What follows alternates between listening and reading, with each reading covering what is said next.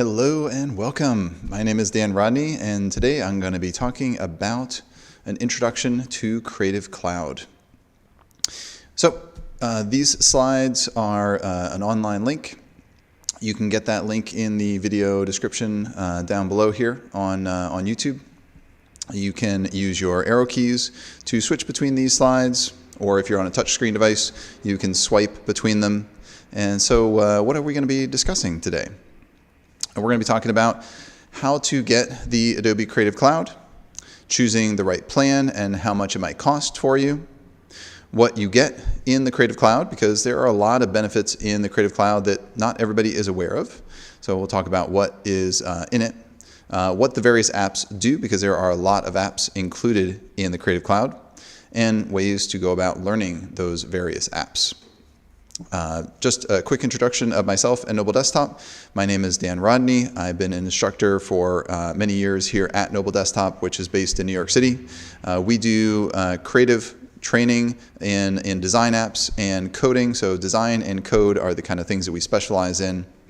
So we've been teaching the Adobe apps for pretty much the entire time that we've been around, for over 30 years. And we're based out of New York City, but we do training live online or in New York City. So if you can come to the city, you can take a class here, or you can take it live online from anywhere. We're based in New York City, so everything is scheduled in Eastern Time. So once again, the link to this slide deck is in the video description down below. We'll keep it online, so if you ever want to go back and review any of the materials that are in this slide deck, click any of the links or anything, just check out that link in the video description for that. So I'm going to turn off the video camera there and start getting into this. So how do we get the Creative Cloud?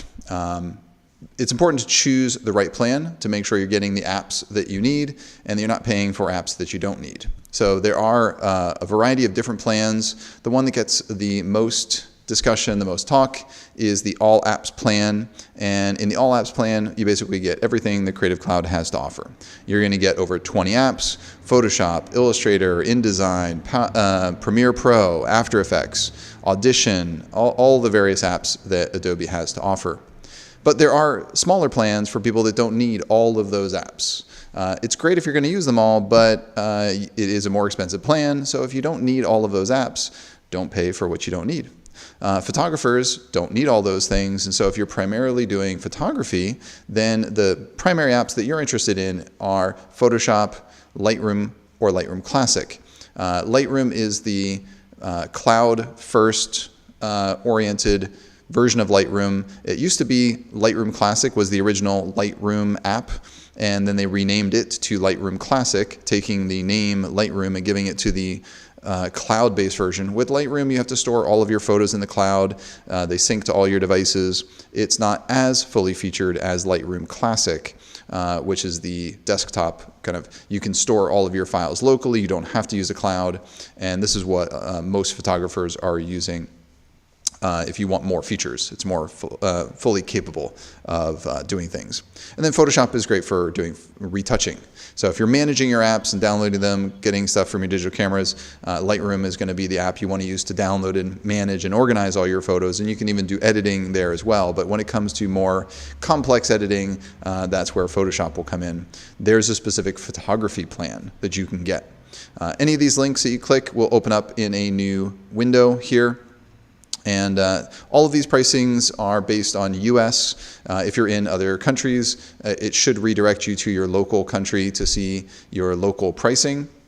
So this will vary if you're in other countries, so these are all US dollars. When you do this, you can pay by the month, but you are saying, I'm going to do this for a year. So you're putting in a year's commitment. After that year, if you don't want it anymore, you can unsubscribe, but you are putting forth a year's commitment to get this price. They do have just a month-to-month version of this where you can pay more per month but not have any commitment whatsoever. But the cheapest price is committing for a year, and then that's going to be your price per month for the year that you're committing towards. If you just need Lightroom and Photoshop, then you can go for less storage. So this is going to get you Lightroom Classic, where you don't have to store everything in the cloud. That's going to be your cheapest price point. If you're using the cloud version of just plain Lightroom, then you would need more storage, so you can go with that. It would be more expensive if you're storing your photos in the cloud. But if you're going to store things locally and you just want Photoshop and Lightroom, you technically get all the versions of Lightroom for this. This is the cheapest price that you'll pay for people that just need photography. There are individual app plans, so if you just need one specific app, let's say you just need Adobe XD, or you just need Illustrator, or InDesign, or InCopy, you can get just the specific app you want. And so if you want to see all the pricing of all the different things, this is a link that you can use to go get. There's the all apps plan, there's the individual apps plan, and to be honest, I don't know why this is so expensive, because you can get it as part of the photography plan for cheaper. But otherwise, Illustrator and InDesign, those are more expensive per month than Photoshop when you get Photoshop as part of the photography plan. So I don't really know why they're going for that pricing when you can get it cheaper in the photography plan. So when you're looking here, this is in graphic design, for example, but if you're looking for video apps, you can get the specific video apps that you might need. If you're doing digital design, UI, UX, you can get Adobe XD for $9.99. So it just depends on what specific ones you need. Pretty much if you're getting a few different apps, it's probably going to make more sense to get the all apps plan. But if you just need one, like let's say you're just doing web design and app design and you just need Adobe XD, you could just get that by itself individually. So that might be an option if you don't need very many apps. But by the time you need several of them, you're probably going to be up to the all apps plan. But don't just think of the Creative Cloud as apps. That certainly is the primary reason that most people are getting Creative Cloud, but there is more stuff to Creative Cloud than just the apps. And also I do want to go through the apps and explain what all of those different ones are, because you can do a lot of different things with these apps. But first of all, when you're using these across computers, you can log into your Creative Cloud account on 2 different computers at the same time. The idea is that if you have, let's say, a laptop and a home computer, that you can be logged in on both of those computers, and it doesn't matter whether they're a Mac or a PC.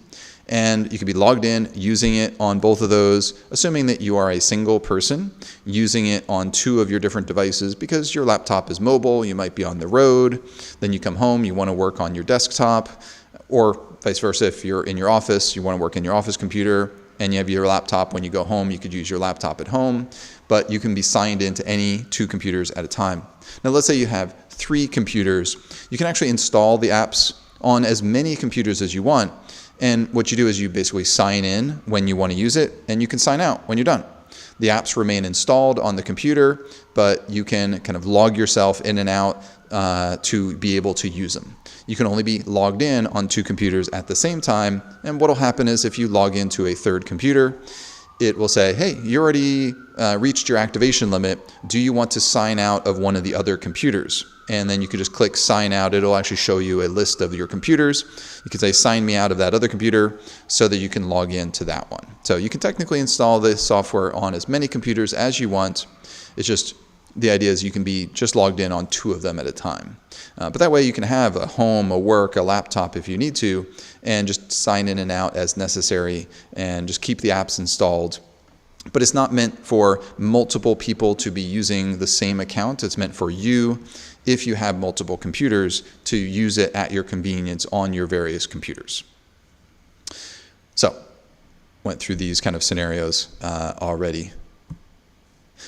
So what do you get in the Creative Cloud? Of course, you get the apps. This is the primary reason that most people are going to get the Creative Cloud. So you're going to get those Creative Cloud apps. You're going to get Photoshop, Illustrator, After Effects, whatever individual app you get if you get an individual plan, or the all apps, you get them all. It's important to know that even though they call it Creative Cloud, and cloud stuff normally implies internet-based stuff, these are not web apps. They get installed on your Mac or PC. They are downloaded from the Creative Cloud app, installed on your local computer. So once they're installed, they work. Most features actually will work even if you disconnect from the internet and you don't have internet. So let's say you go to travel on a plane or a train, you can still launch these apps and you can use them.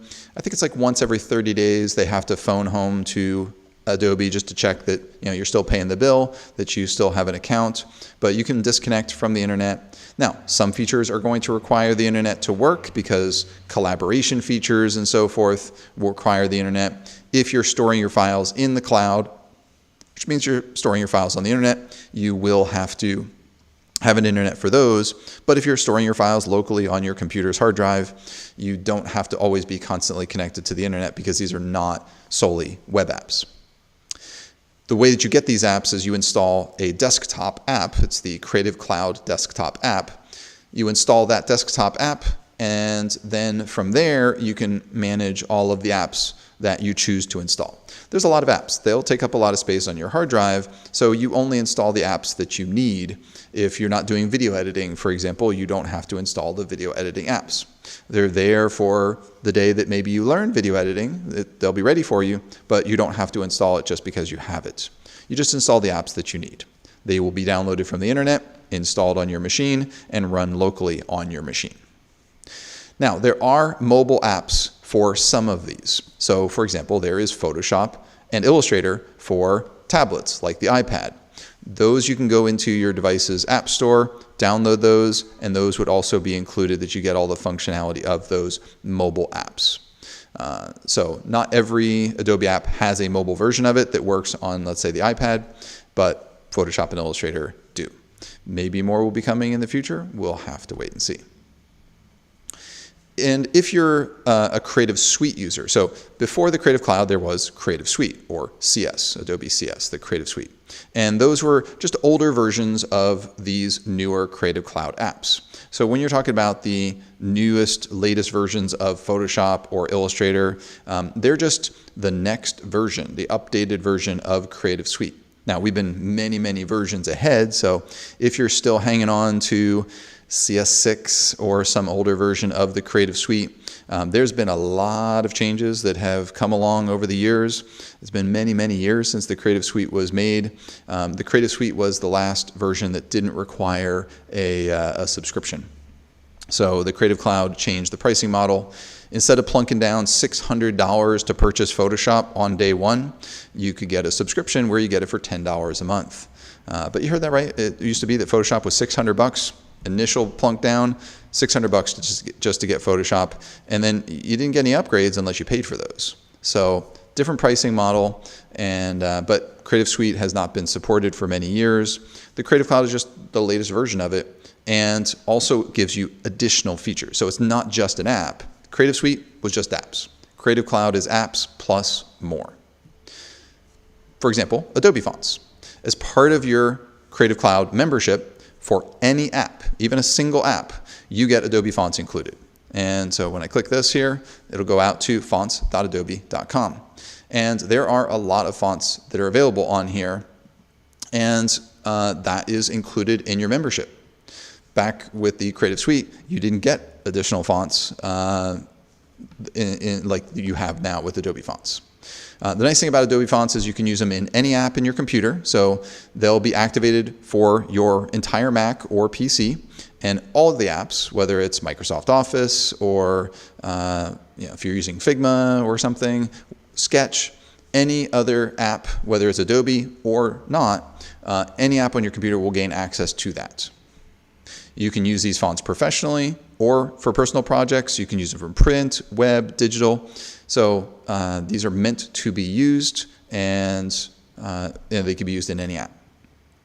If you were going to purchase those fonts on their own, there are a lot of fonts. They would cost a lot of money. So this is a big value add. If you already have Creative Cloud, utilize what your membership gives you, and you get access to a lot of these different fonts.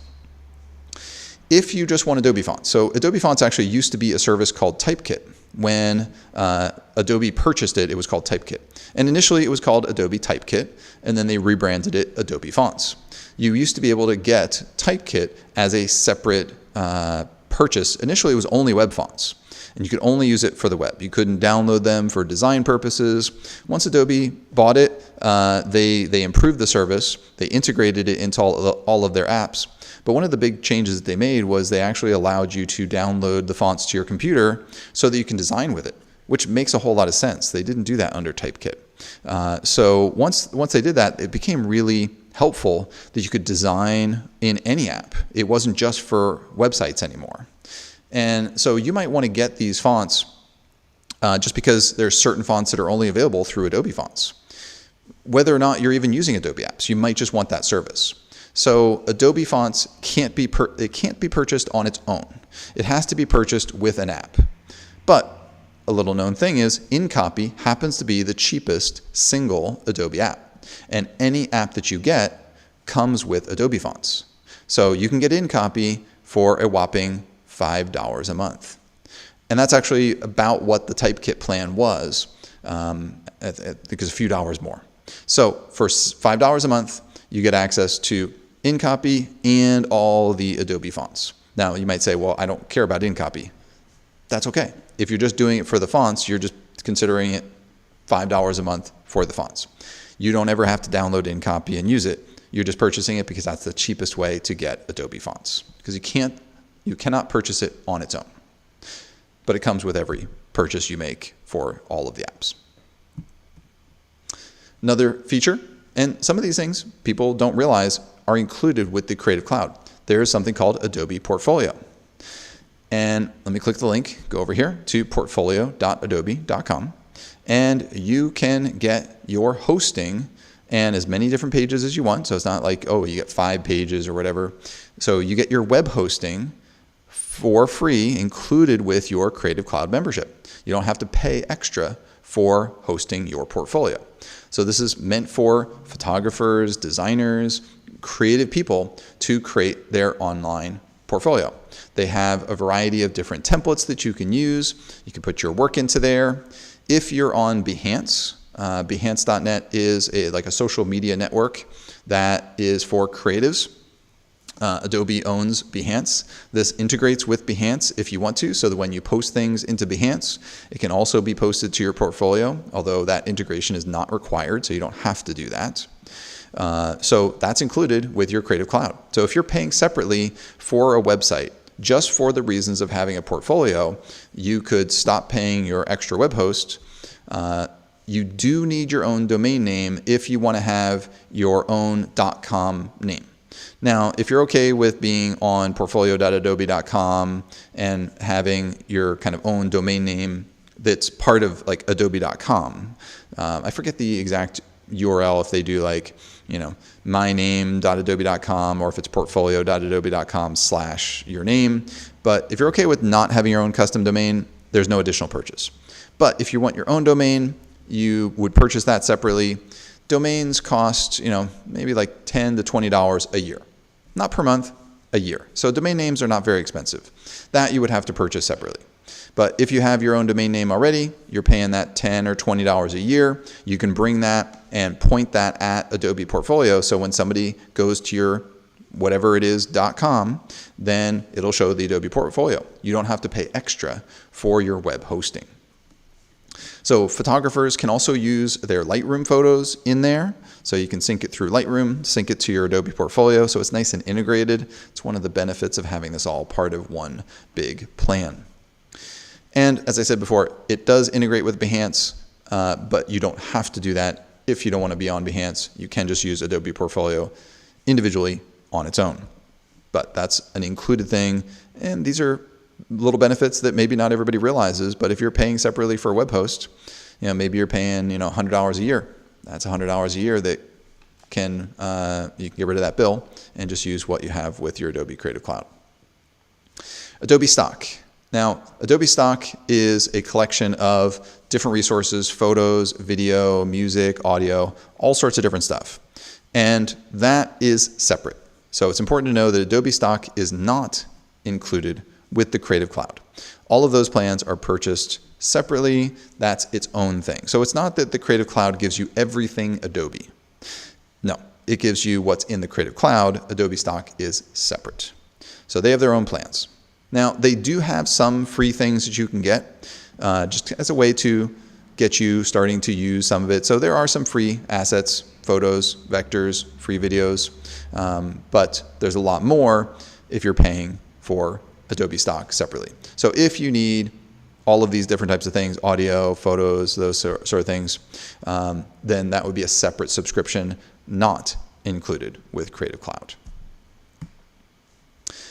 With Creative Cloud, there are what are called cloud services. These are internet-based services. So, for example, there's some online storage. So you can put your files in kind of like a Dropbox style or Google Drive style cloud storage. And when you're working in the various different apps, those apps allow you, for the most part, to save files locally or to the cloud. Now, that will depend on each app. For example, Lightroom, just plain old Lightroom, everything has to be cloud. Lightroom Classic, that can work locally, or you can store it in this Creative Cloud storage, which would be some cloud storage. Other apps, it depends on the particular app, whether they have cloud files, which are meant for kind of collaboration, or local files. That just depends on the particular app as to how they work. Each app is potentially different in that sense.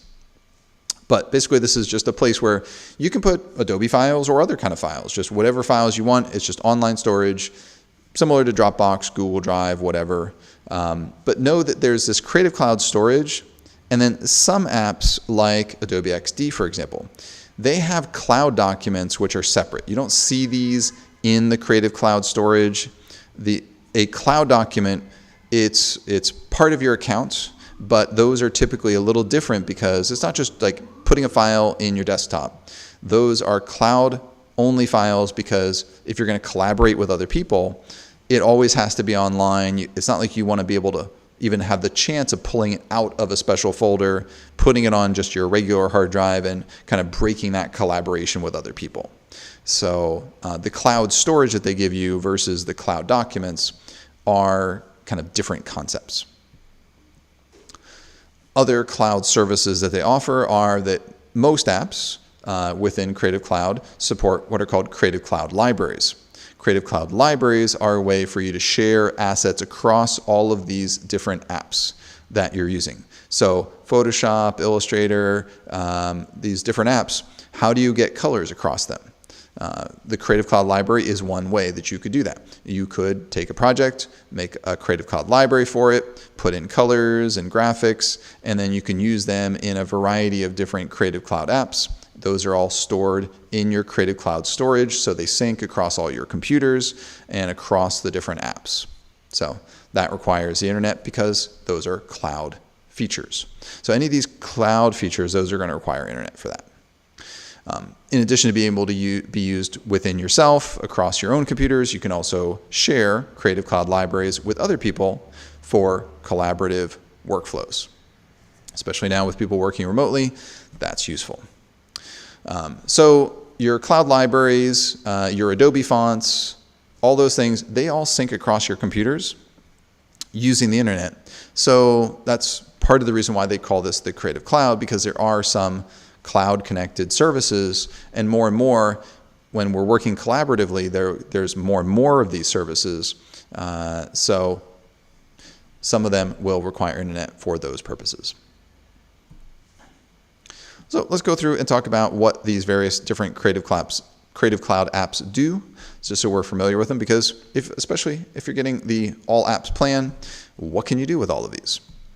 So Photoshop, it is the industry standard for doing photo editing and graphic design. I know its name is Photoshop, but it is a well-rounded photo editing and design software.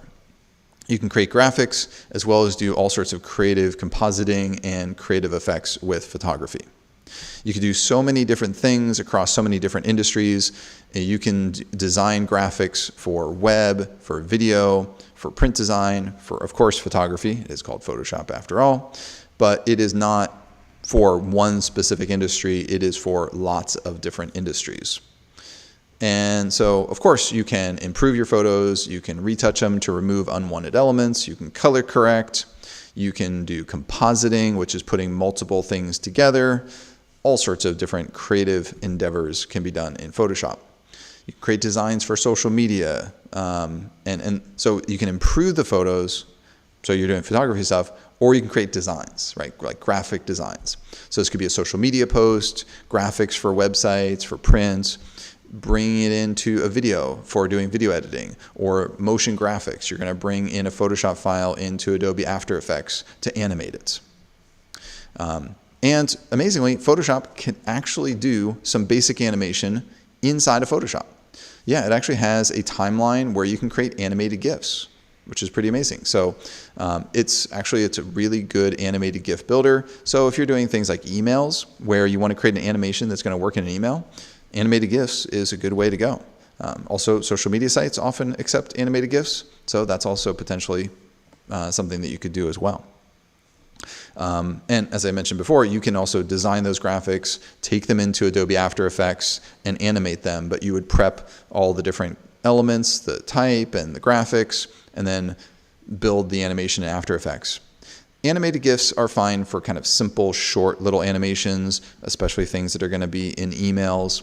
But After Effects is a much more powerful animation program. You can also incorporate video and audio, which doesn't work in an animated GIF. So it's very common to prep something in Photoshop or Illustrator, take them into After Effects, and animate it.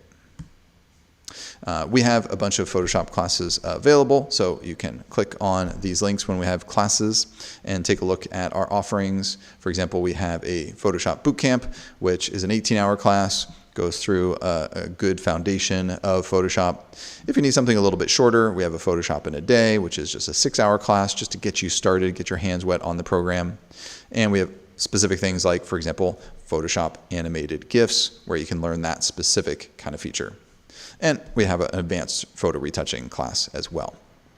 So for each app, I'll put in a link to the classes that we offer for that class. Just as some examples, if you want to remove unwanted things like these little bright spots that were back here, we just went in and removed those. This is one of the things that we teach in the Photoshop in a Day, which is actually the first day of our Photoshop Bootcamp.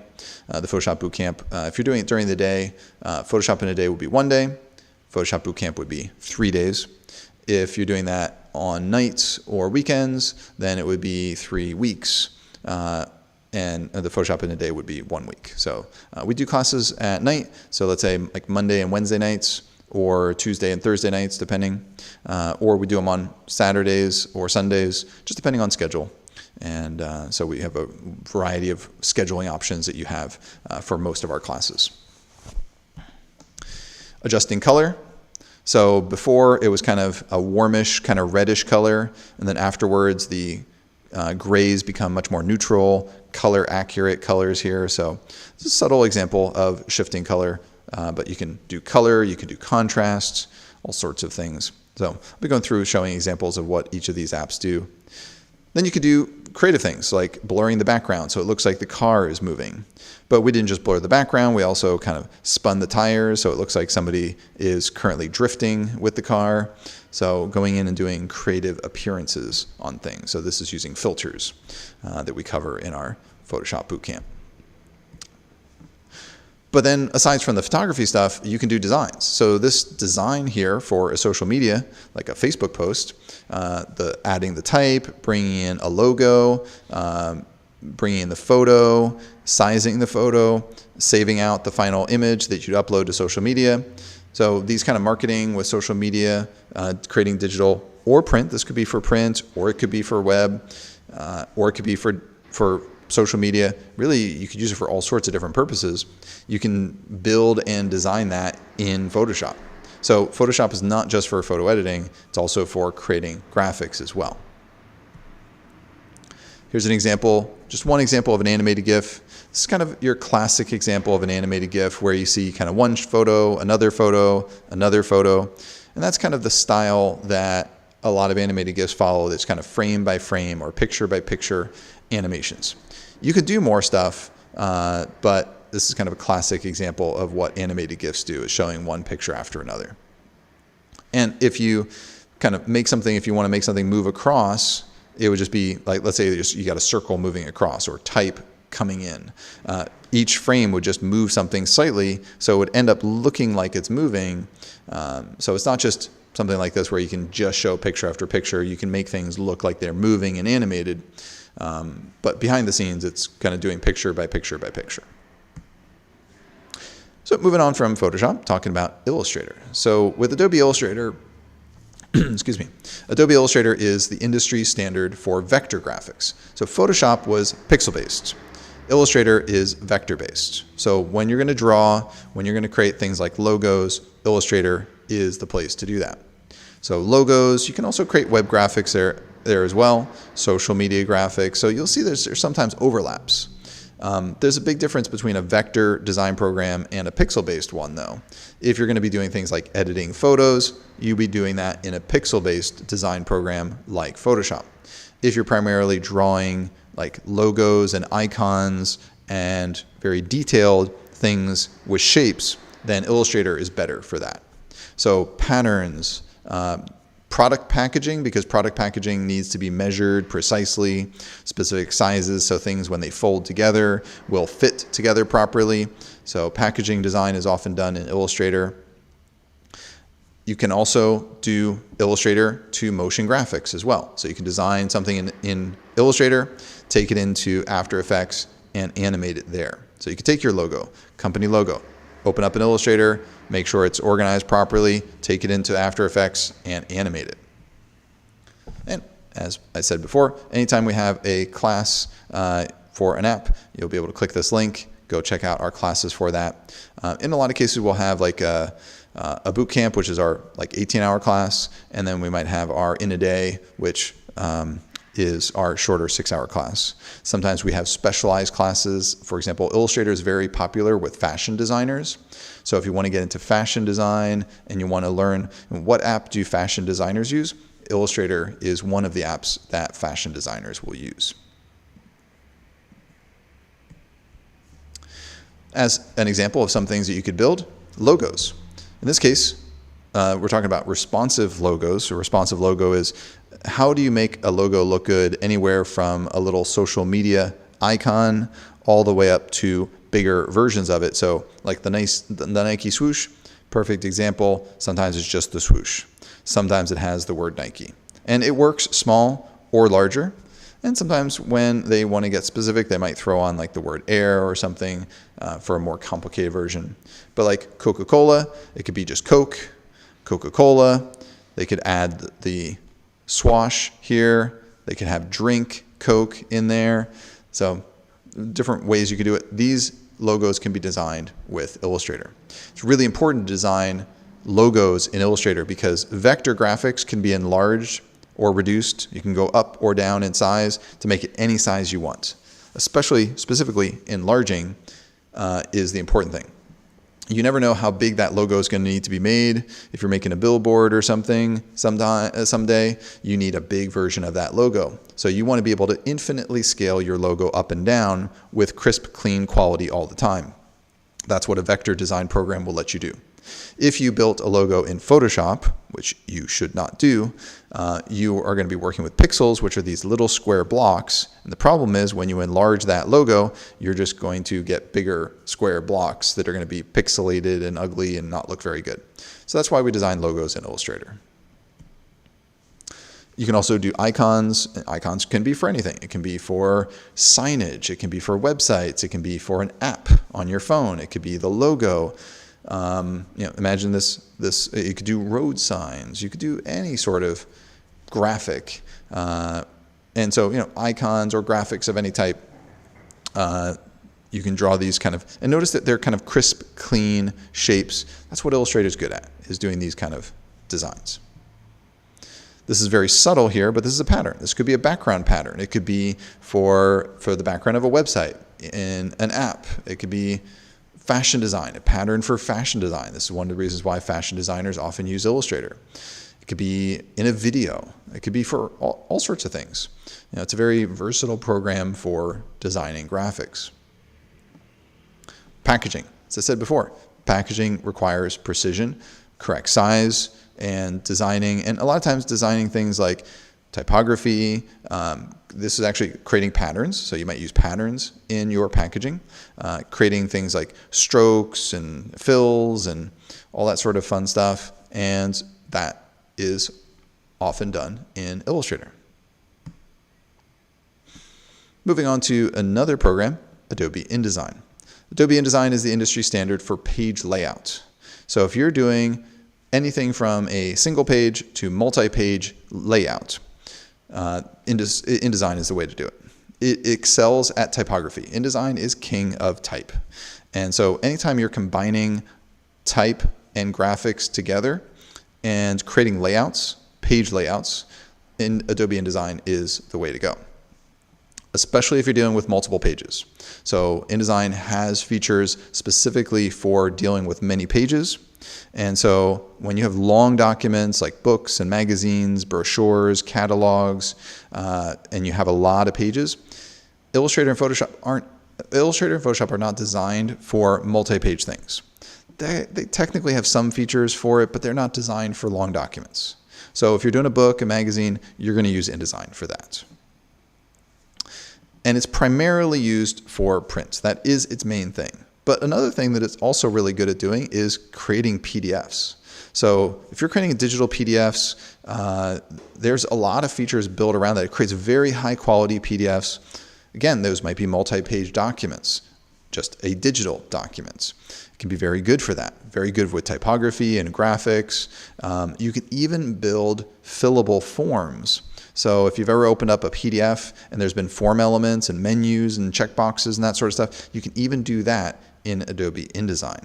So even though its main focus is print oriented, and it could be anything from a business card to a poster to an 8.5 by 11 letter to a 1,000-page book, anything from short to long documents. If it's page layout with text and images, that's best done in InDesign.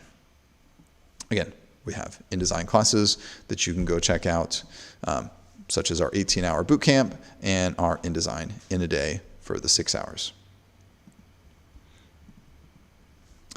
Some examples here, book covers, right? The part that comes on the outside. Of course, you could also do the interiors as well, but book covers are created in InDesign. The interiors are created with InDesign. And yeah, that's all, all the pages that come in between.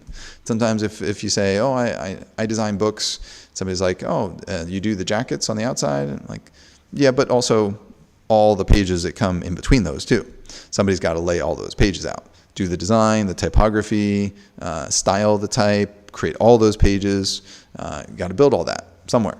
That's Adobe InDesign. Here's another example of book interiors being built with Adobe InDesign. Magazines. Even though magazines are contracting, there's not as many magazines these days, there are still magazines out there, and magazines are multi-page documents that combine text and images. Those are going to be built and designed with InDesign. Branding. Branding often incorporates, let's say, a logo from Illustrator and type. Remember, InDesign is king of type. You have lots of control. So while you could lay out things like envelope and a business card, you could do those things in Adobe Illustrator. That is an option. I would typically prefer to do that in InDesign just because InDesign has more type control. So I appreciate that level of control over typography. And even though the business card might not have a lot of typography, it's still important to have that control over your type. For doing things like ads, social media graphics, for those kind of things, whether it's digital or print, you're often going to use a combination of the apps. So Photoshop, Illustrator, InDesign might all come together to work together to do something like this. For example, you might design the logo in Illustrator and then retouch and create the graphic for the photograph in Photoshop. And then maybe you bring that into InDesign to lay on the type on top of it. So often, because this is a Creative Cloud, it's a suite of apps, they often work together and they're built to work together. So you can do you use the right app for the right kind of task. So it's not like, if you're building something with tools, you don't just have one tool to build everything. Same thing digitally. You have different digital tools, different apps, and you use the appropriate one for what you're trying to do. So moving on to another app, Adobe After Effects. Adobe After Effects is the app to use for doing motion graphics, animation, compositing things digitally, kind of like Photoshop, but for moving graphics, and doing visual effects. So it is called After Effects. So it can do visual effects on video, and it can do animation to create motion graphics. So you can animate things, whether it's logos, infographics, you can put videos together, so you can composite things, multiple videos together in the same thing. You can remove green screen backgrounds. So when you shoot, let's say, a person in front of a green screen, you can remove that green screen and replace the background with something else, and add a variety of different visual effects to video. It's a very powerful feature. A very powerful program. There's a lot of features to After Effects. It's one of the more complicated programs. I think that in terms of the size of the app, in terms of how much you could do a lot of stuff with Photoshop. It's a big app. After Effects, also very big app. There's a lot of stuff you can do. It's very powerful. And once you master it, you could do all sorts of really cool stuff. So with After Effects, you can put graphics together with video and sounds and animation to create videos. So especially with social media these days, video is becoming more and more important. So things like video editing and motion graphics are becoming more and more popular these days. So you could take a design that is typically either created in or outside of After Effects. So you could create it in After Effects, or you can take something from Photoshop, Illustrator, Adobe XD, and bring it in. Either way. So if it's easier for you to design in After Effects, that's fine. But a lot of designers, maybe they don't know how to animate. So let's say you learn Adobe After Effects. You know how to animate, but maybe you're working with somebody else, and they've designed something. They're probably going to design it in Photoshop or Illustrator, most likely. And then they're going to give you that Photoshop or Illustrator file. You bring that into After Effects, and you can animate. And of course, we have a couple levels of After Effects because it is a big program. There's a lot of stuff you can do. So we have an After Effects Bootcamp, and then we also have an Advanced Bootcamp as well. As always, if you just want to get started just a little bit, see how you like it, see how the app works, you can get started in 6 hours. And believe it or not, we can actually do quite a lot of stuff in our 6-hour classes. We've figured out an efficient way to teach so that you can actually cover a lot of material in a short amount of time. So here's an example of an After Effects animation. Let me just rewind this back to the beginning.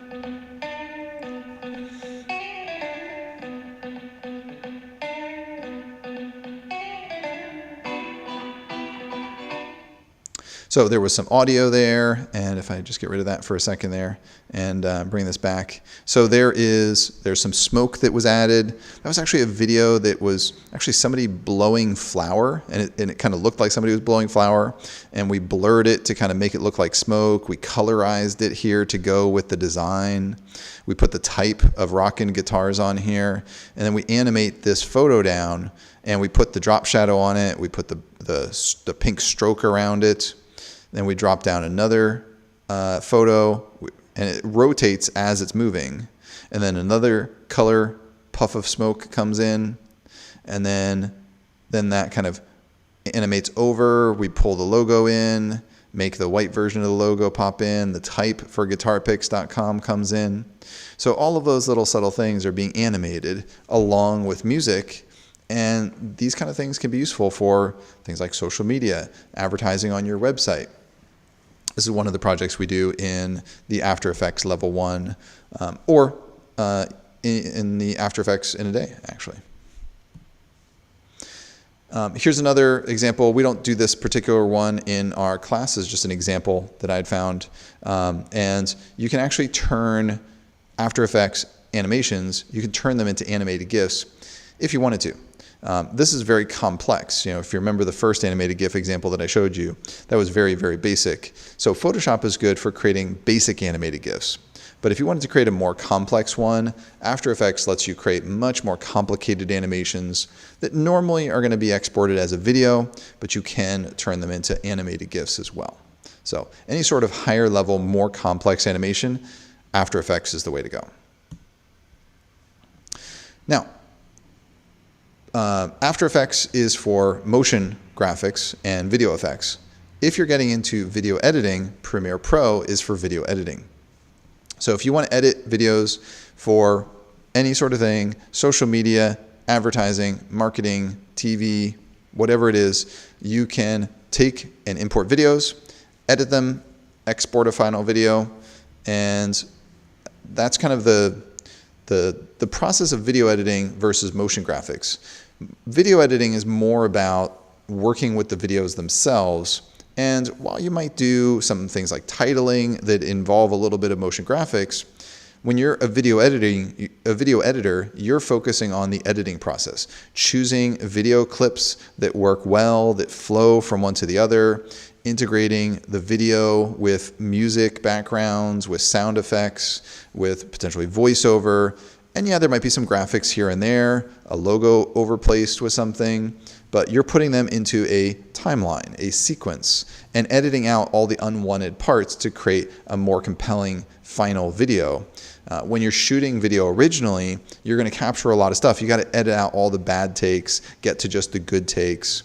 And so that's your video editing side, as opposed to motion graphics with After Effects. Motion graphics are animated titles, adding video effects. So it's different effects and animation, whereas Premiere is for video editing. So there is some overlap potentially. So in Premiere, you can add some effects.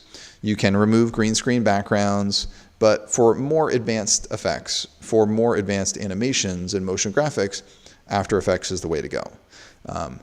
They don't want you to have to always go to After Effects for the most basic thing. So if you're just doing a simple green screen removal, you could do that in Premiere. But once it starts to get more complex, in After Effects, you're going to have more tools to do that. And in Premiere Pro, it's focused mainly on video editing. So yeah, you can animate things a little bit, but it's not great at animating a lot of things because it really wasn't meant to do a lot. You can just do basic animations. If you have needs to do something more complex, you go to After Effects for that. Premiere is focused on the video editing side. Again, we have Premiere Pro classes. As always, you can click on those and check out our bootcamp. We do also have an advanced class as well in Premiere. Just as an example here, let's take a look at this. So here we do have a title on some video. That video was actually sped up because the original video was a lot slower. So you can put titles over top of stuff. You're choosing the clips that you want, putting them into a sequence. These are all just random different videos that we had to organize together into a sequence in the order that we wanted, right? So, one is shot, you have another shot. What's the order that you're going to put them in? How does it flow from one scene to the other? What's the title that's going to go on top of that? And also, these were wide aspect videos. But let's say this was going to go on Instagram.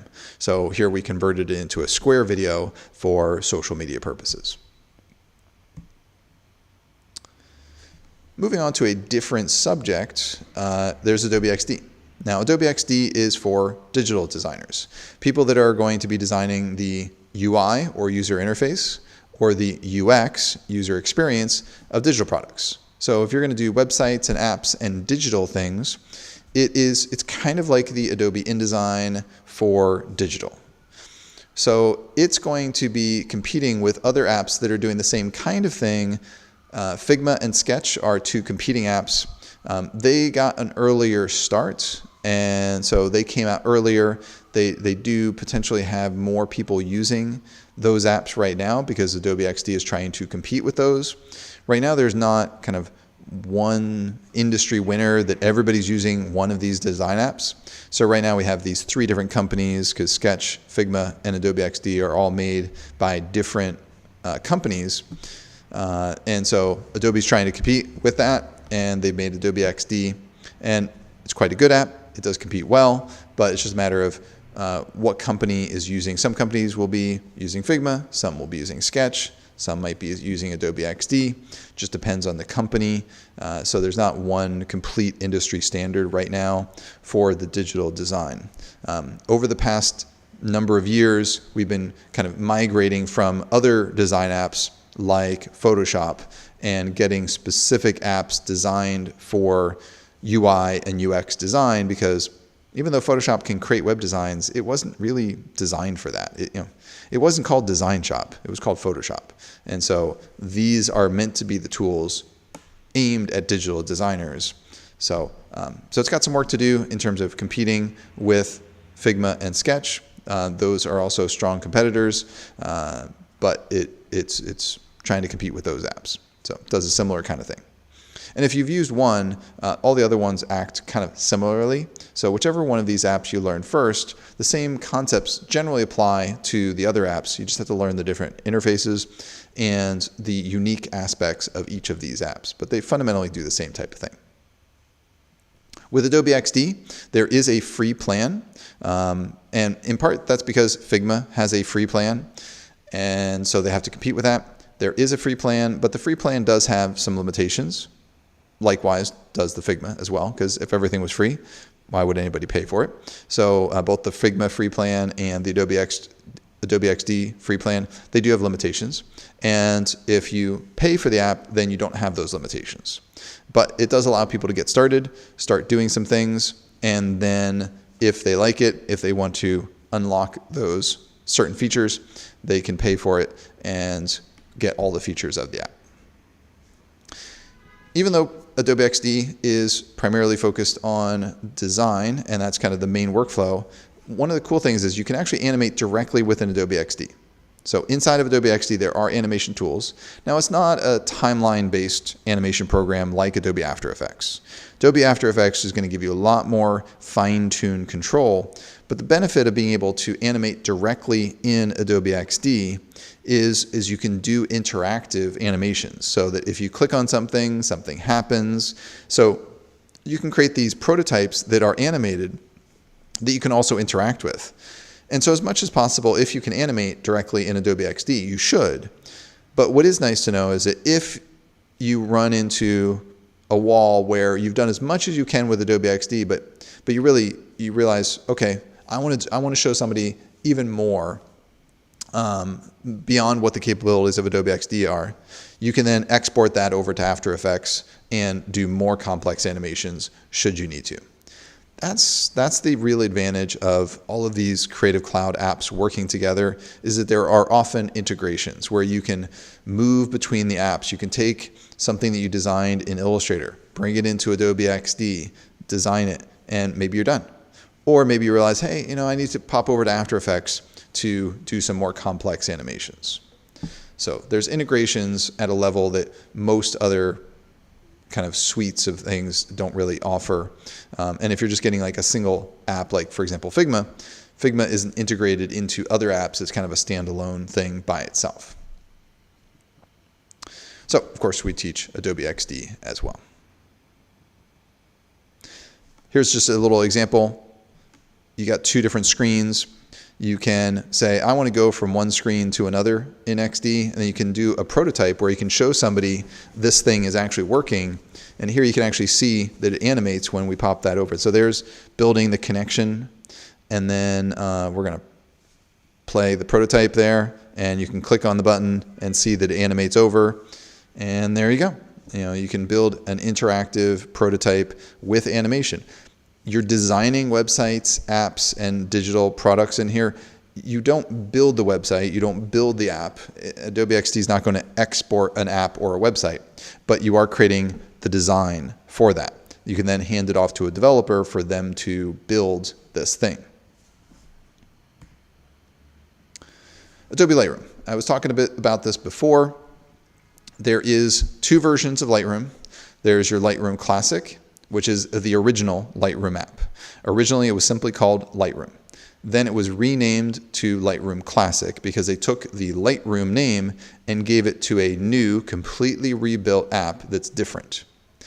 Plain old Lightroom, which is what Lightroom Classic used to be called, that is a newer, more simplified app. It doesn't have everything that Lightroom Classic has to offer. Its main advantage is that everything is stored online. Has to be stored online. And so that's going to use part of your storage. So if you have a lot of photos, you got to make sure that you buy a plan that offers enough storage that you can store all of your photos online. So that's going to be part of your storage. So just make sure you buy enough of that. If you don't want to store everything in the cloud and you want more features, Lightroom Classic is going to allow you to store things locally, and you also get more features as well. Eventually, at least my assumption is that Lightroom eventually might get all of the features of Lightroom Classic, but I'm not sure exactly. Most of the photographers that I see are primarily using Lightroom Classic. That's what I use, mainly because I don't want to store my stuff in the cloud. I want to have it locally, and I want some of the features that only are available in Lightroom Classic. And so it is interesting that you can store your photos locally, but there is a Lightroom mobile app. And the Lightroom mobile app does work with your regular Lightroom, not Lightroom Classic here, that this mobile Lightroom works with the regular Lightroom, that all of your cloud photos are available. But it's not that the mobile app only works with this new Lightroom. It also works with Lightroom Classic. But the way that it works is in Lightroom Classic, you can define specifically which photos want to be viewable on the Lightroom mobile app. So the Lightroom mobile app can work with either of these two apps. The big difference is that Lightroom Classic is going to say, I'm going to store everything locally. And if you want access to it in the mobile app, you have to choose to sync selected photos. It doesn't just do all of them by default, like Lightroom does. And when Lightroom Classic is kind of syncing to the Lightroom mobile app, it does so kind of with like previews. It's not actually storing your images in the cloud. It's just syncing some previews to your Lightroom mobile app. So you can still see your photos on the mobile app. Technically, you can still edit them actually, and then those changes would sync back. But the actual original files, they're all stored locally on your machine. So you can still use the mobile app with either of them, Lightroom Classic or Lightroom. And yes, we do teach Adobe Lightroom. We're teaching Lightroom Classic specifically. In Lightroom, Lightroom's purpose is to organize your photos and to then edit those photos. So the idea is you're going to click import. You're going to import your photos, let's say from your card from your digital camera. So you put in your card into your computer, let's say a card reader, and they'll show up. You choose to download them to your computer. This is, again, Lightroom Classic that I'm talking about here. So once you import them, they come into a library. You organize your photos. You can put in things like keywords so you can find them later on. And the organization part is you can go through and you can rank certain photos that you like. If you don't like a photo, you can delete it. So this is managing your photo library. It's importing them, it's organizing them. You can rank the ones you like. You can add keywords for searching later on so you can find your photos. And it's all the ways of organizing your photos. Then, after you've organized them and you've deleted the bad ones, you've gotten down to the good ones that you like, then you come into time to develop. So you move from the library to the develop, and the library is how you organize. Develop is how you do things like color and contrast and things that you used to have to use Photoshop for. But here you can bring in your photos and you can do one photo at a time. Or if you're doing a photo shoot where you've got 20 photos that all need to be brightened up the same amount because they were all shot with the same exposure and they're all just a little too dark, well, you just select them all, change them, and boom, it changes all of the photos all simultaneously. And Lightroom is completely non-destructive. The things you do in Lightroom never actually go and change the original. It remembers the changes you'll make, but they're never destructive, harmful changes. You can always undo them if you don't like it. So it's never possible for you to kind of damage or mess up your original image. If you don't like what you've done, you can just say, get rid of it, and it goes back to your original at any point.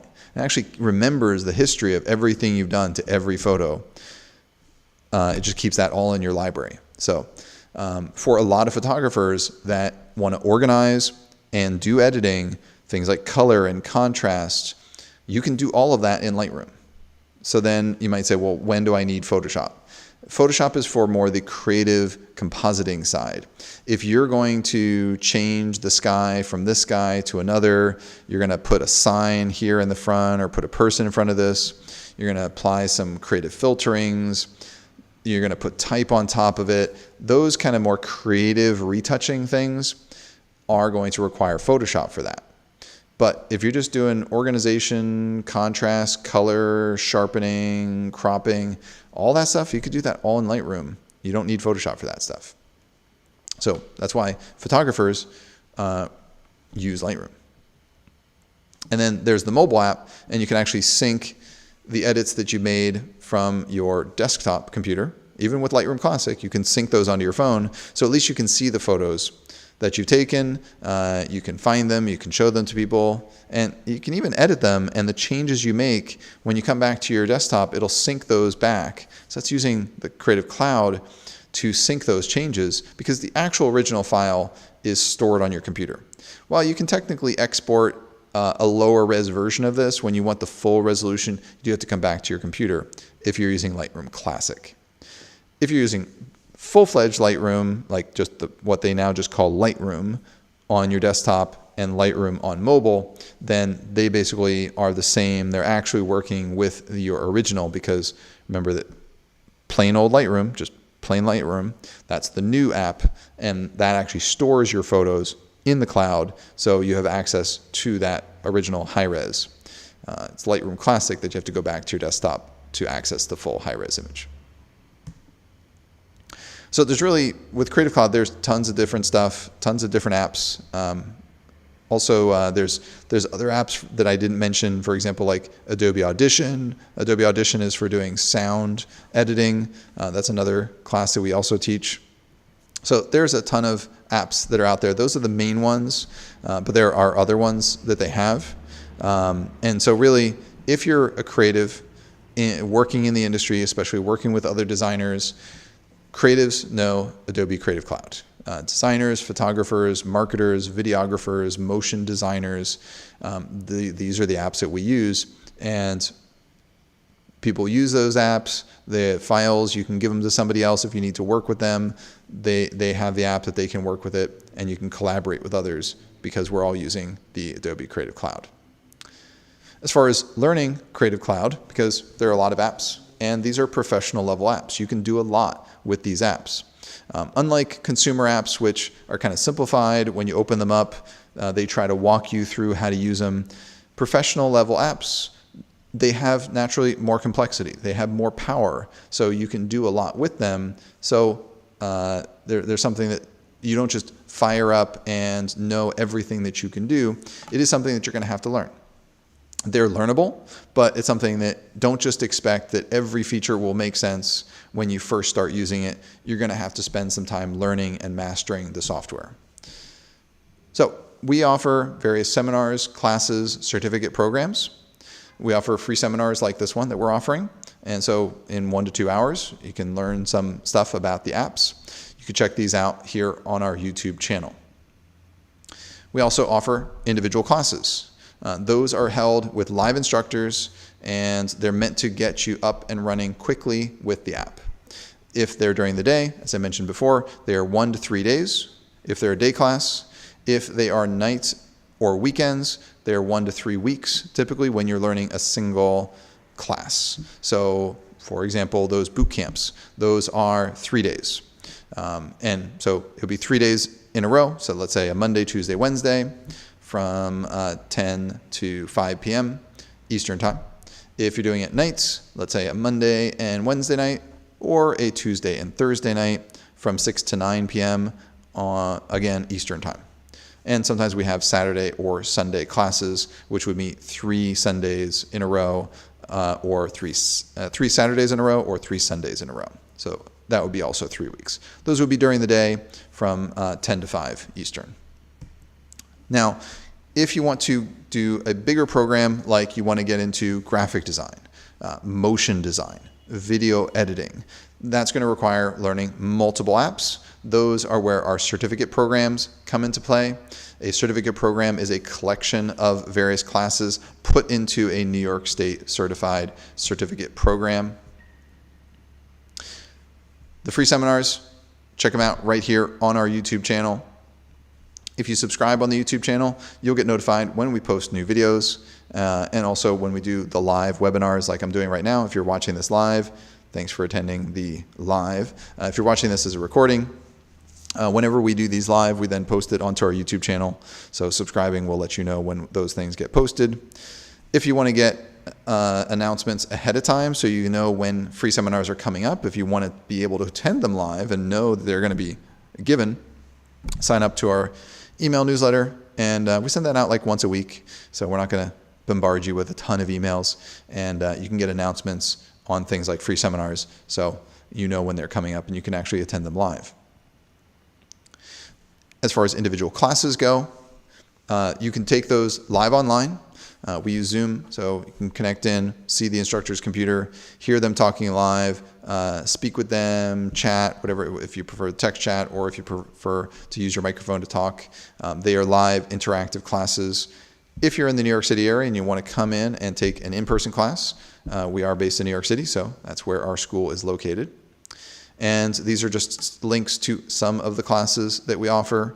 On nobledesktop.com, we have all of the things listed here, but this will just give you kind of quick access to some of the things we talked about today. But anytime you're on the website, you can always go up here to the different sections and look for the thing that you want to learn, or type into a search to try to find something. And then the bigger picture is if you want to get into an area of design, not just learning like a single app, you want to get into graphic design. So you want to learn Illustrator, Photoshop, but beyond that, you want to learn design skills as well. That's where the certificates come in. So for example, graphic design certificate. In here, if we look at the curriculum that we teach here, you're going to learn a variety of the softwares. So you're going to learn InDesign, Photoshop, Illustrator, but then you're also going to learn design concepts. So it's not just enough to learn the tools, you also need to start learning how to design. Things like typography and color and composition, and starting to build up a body of work for your portfolio. First, you have to learn the apps so that you can then use them to create designs.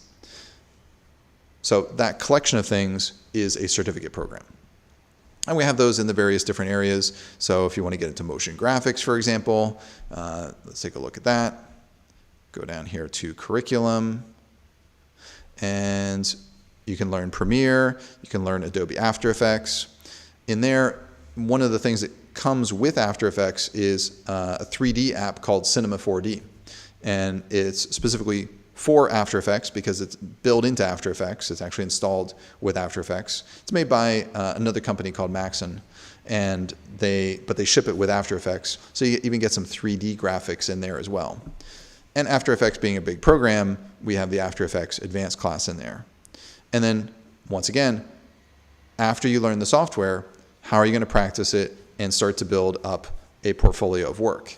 The motion graphics portfolio is going to help you to start building out your portfolio and learn kind of the design concepts behind the like animation concepts, video editing concepts, those kind of things. So in the case of motion design, you'll learn about animation and motion design concepts.